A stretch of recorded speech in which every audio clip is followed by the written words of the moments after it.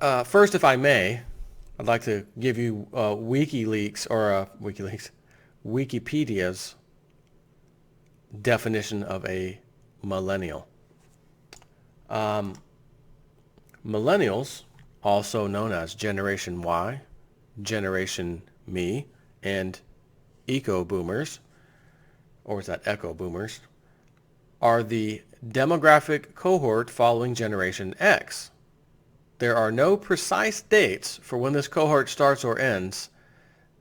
Demographers and researchers typically use the early 1980s as starting birth years and ending birth years ranging from the mid-1990s to early 2000s. So there is a wide range of these so-called millennials, but nonetheless, this is definitely a millennial kind of a story, if you know what I mean. So there's a college student, or not, no, excuse me. There are college students, also known as current millennials, who are demanding that police investigate a sticky note that was posted, I guess in their dorm or in the hallway or somewhere, that said, and I'm gonna replace the letter P with W, okay? Family Jason it for. Suck it up, wussies. Post-it note, is this a hate crime? We want the police to investigate this.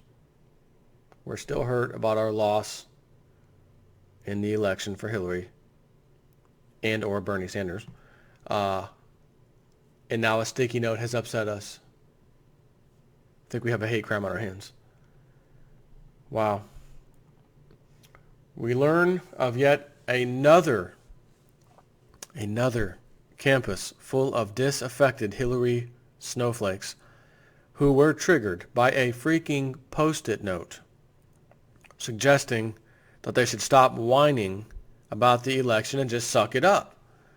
This latest example comes to us from Edgewood College in the ultra-liberal bastion of Madison, Wisconsin via campus reform. Campus reform, it's actually campusreform.org for those who want to know. Here's a little, you know how they have like related links? Related. Safe spaces abound for students in emotional crisis over Trump.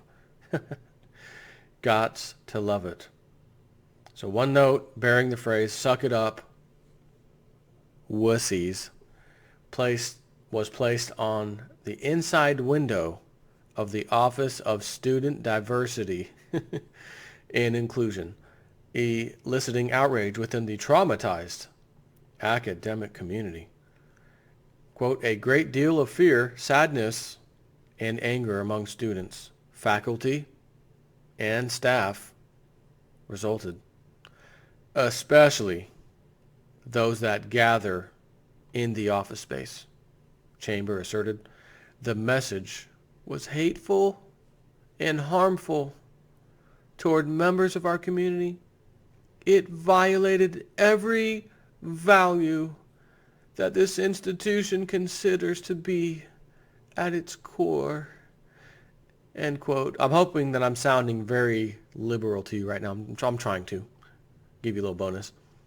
In response to the incendiary note, staff from the Student Conduct, Human Resources, and Diversity offices were brought together so they could decide how to respond to this hateful message. Oh. According to Chambers, the group determined that the message constituted a hate crime based on guidelines from the Jan Cleary Act and state law. Also related, another link. Also related, student government member. Trump graffiti is a hate crime. Continuing on. He adds, the group acted according to college policy and reported the incident to the Madison, Wisconsin Police Department, which is currently investigating it as a hate crime, and that it is also being investigated through the college's student conduct process. Quote, covert microaggressions and overt macroaggressions appear to have taken on new fervor in higher education since our national election, Chambers writes. The frequency, boldness, and severity with which hateful acts have been occurring has, for many, signaled a new era of intolerance, fear, and mistrust in higher education. And the note reads, because they had to have a response at the school. Dear community members, and this is a message from Tony Chambers, Vice President for Student Development. Dear community members, over the past week, there have been increasing reports of hateful acts on college and university campuses across the country. Covert microaggressions and overt macroaggressions appear to have taken on new fervor. Again, I already read that part, but that's how it starts. Microaggressions and overt macroaggressions appear to have taken on new fervor in higher education since our national election.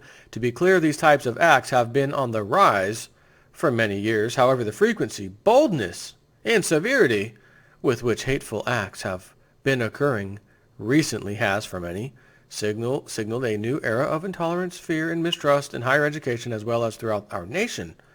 Edgewood College is not immune from such matters. Last weekend, our campus was visited by an act of cowardly hatred. I thought he was going to say it was visited by the cowardly lion from the Wizard of Oz. I thought the cowardly lion was visiting. No, cowardly hatred instead. One of our students initiated a process by which students and others could express their feelings about the election outcome by writing their feelings on a sticky note and placing them on a table located in Wingra Commons? Okay. Many intense emotions were shared on the sticky notes representing various perspectives. From a review of the responses, this attempt at providing an avenue for sharing seemed to be a success. Unfortunately, in a targeted act of intimidation and cowardice this past weekend, someone chose to post a sticky note on the inside window of the Office of Student Diversity and Inclusion, OSDI, in Predolin Hall. I'm sorry, was that Pedophile Hall? Oh, no. Oh, sorry about that. Predolin Hall.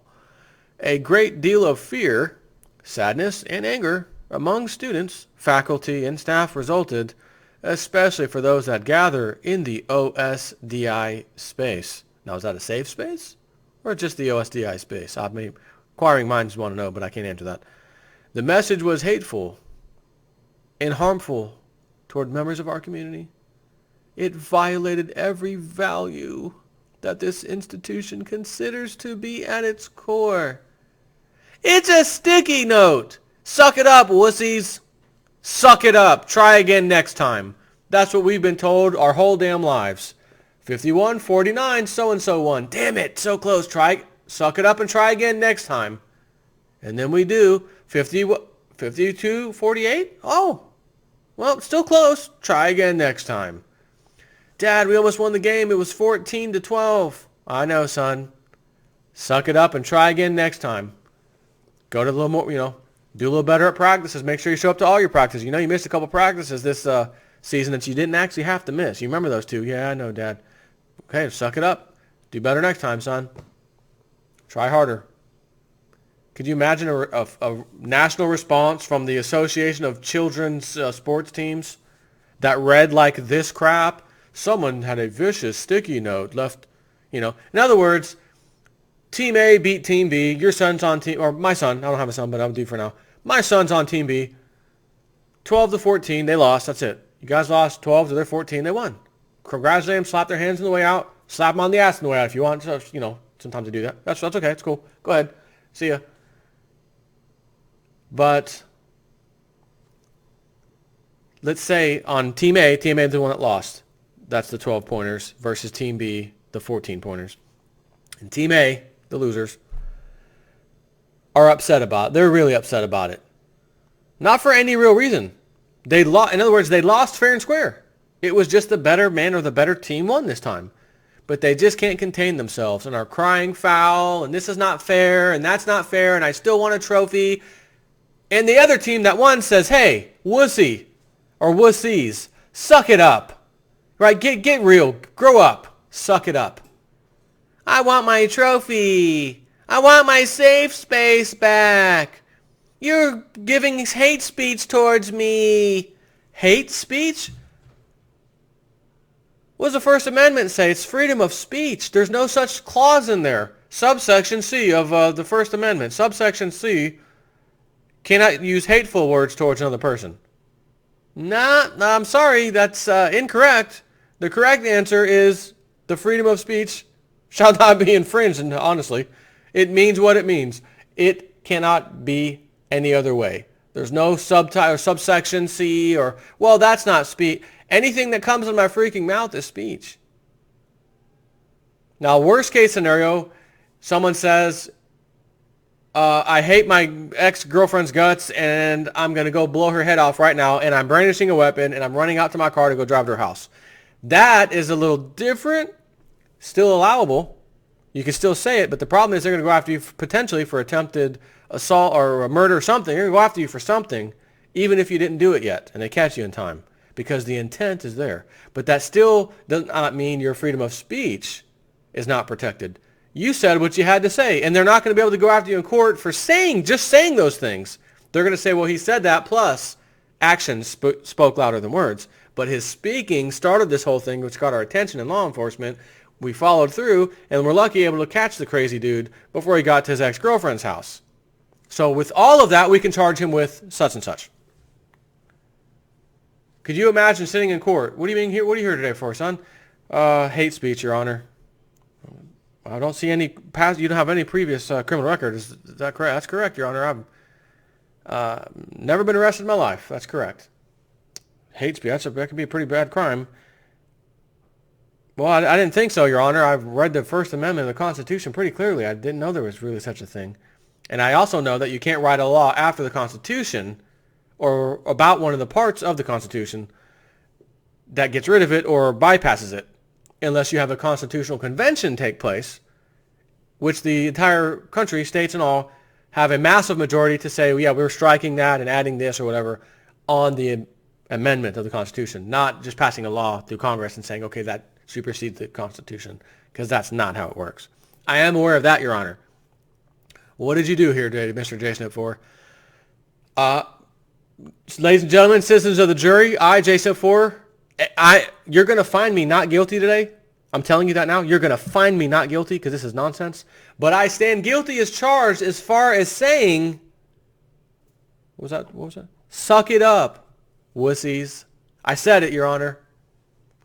And who did you say it to? Anyone who wanted to read the note. Not any particular group? Absolutely not. Anybody who wanted to read my freedom of expression could read that note, Your Honor. Case dismissed. Get the F out of my court. That's how that would go. Can you even believe in the year 2016, almost 17 now, that this is what our nation is? That this is what defines the United States of America. Do you understand that these same people in these schools, these kids, these college kids, these millennials, I hope you understand this, they are going to be somebody someday. And when I say be somebody someday, I'm not talking about a doctor or a lawyer, big shot in society in that respect, making a, $500,000 salary. I'm a big shot doctor. No. Don't mean that. I mean, potentially your next mayor, someone who may sit on the board of your school, school board locally, someone who might be your governor, maybe your state attorney general, maybe the United States attorney general, maybe the president, maybe a congress member, Senate or House, right? Could be. Maybe they'll be on the Supreme Court. And they're going to remember back to 2016 when I read that note and they hurt my feelings. When I read that note, they hurt my feelings and there was nothing I could do about it then. And it's bothered me this whole time. and now I'm in a position of power. And my interpretation of the things you call law, constitution things are a little bit different than the rest of you, what the rest of you think. But it doesn't matter because it only matters what I think. I'm the one in charge now, and you're going to feel my wrath. That's why they want a liberal person as a Supreme Court choice so bad they can taste it. Like I said before, that will give them the 5-4 advantage. And I said it then. You take all these past laws that were highly controversial, that went all the way up to the Supreme Court, these laws, whatever the case was, 5-4 ruling. Oh, thank God. 5-4 ruling. Oh, thank goodness. 5-4. Oh my God, we almost got it. And imagine that one liberal switching out with a conservative. All of a sudden, it's 5-4 again. 5-4 ruling, except it's the other way. Oh, Second Amendment, right to bear arms. Nope, 5-4 ruling. You can never own a gun. That was meant for militia. That's in military. That's what they called the military back then. That's not you people. That's our interpretation. Get lost. What are you going to do about it? I can't believe the sissy state we are developing. Everybody gets a trophy. Don't hurt my feeling. My feelings are hurt. That constitute a hate crime. Suck it up. Again, replacing the W and P. Suck it up, wussies. Sticky note. Somebody hurt my feelings. Nice try. That reminds me of a story. When I was in, let's see, I just graduated high school in 1996. I was working all that year at an automotive repair shop. I went to a school that you could learn. It was a high school, but you could also learn a trade. One of the trades was mechanics, auto mechanics. So I thought I wanted to do that, and I learned a lot, by the way. But as you know, today I don't do auto mechanics. I do computer stuff, so IT. But my boss and his wife, who I actually saw not that long ago, went out to dinner with them not about a month ago. Just an FYI. I'm sure you wanted to know that. So he had 2 kids that still does, of course. They're now, dating and getting married and that sort of thing, beyond dating. They're old enough now, in their 20s. So I'm looking back, I was like, I'm about to be 39. I was like 18 years old or so. Their kids were very young back then. And I remember her bringing them in the little carrying thing, and his wife was telling me a story one time. She's like, oh, you're not going to believe this. Their kid's name was Jack and JC, boy and girl. And JC was like a year and a half or so older than Jack. And they were little, as in, I don't know, 5, 6 years old, 4 years old, somewhere around there. And JC did something, or said something to Jack that bothered him. And he thought to himself, I'll get my sister in trouble. So he started whipping up some fake tears. Mom, JC hurt my feelings. And she couldn't help but to laugh. And she told me about it. It was a hilarious story, okay? JC hurt my feelings, so he cried. Almost like he got pushed down, so he cried because it hurt. He was using it to manipulate. And she knew it. She caught it, and she laughed about it. End of story. I knew it. I heard it. It made perfect sense to me. So is that what we're seeing in the college system right now with these millennials? The sticky note hurt my feelings. We're going to have the state or the local police look into this as a hate crime. You know what I've got to say? I'm going to repeat the same damn thing. Suck it up, you wussies. I've had enough. Collectively, we've had enough. Suck it up. You win some, you lose some. This isn't hate speech. This is truth speak. Okay? Or truth speech. And as I've always said, the truth follows 3 phases. First, it is ridiculed.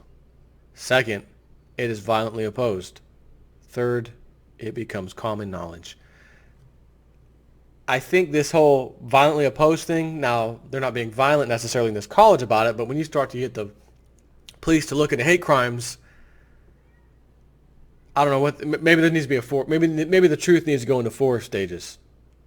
Because we did see the violence already with the rioting. Oh, Hillary lost, we're going to riot anyways. George Soros is paying big money, $18 an hour plus overtime. I'm in on it. Let's go. And by the way, where the hell's that at right now? Where is that? I haven't heard any more about these riots and protests and all this crap. Where are they at? Did George Soros just throw in the towel or something? What has happened? What has happened?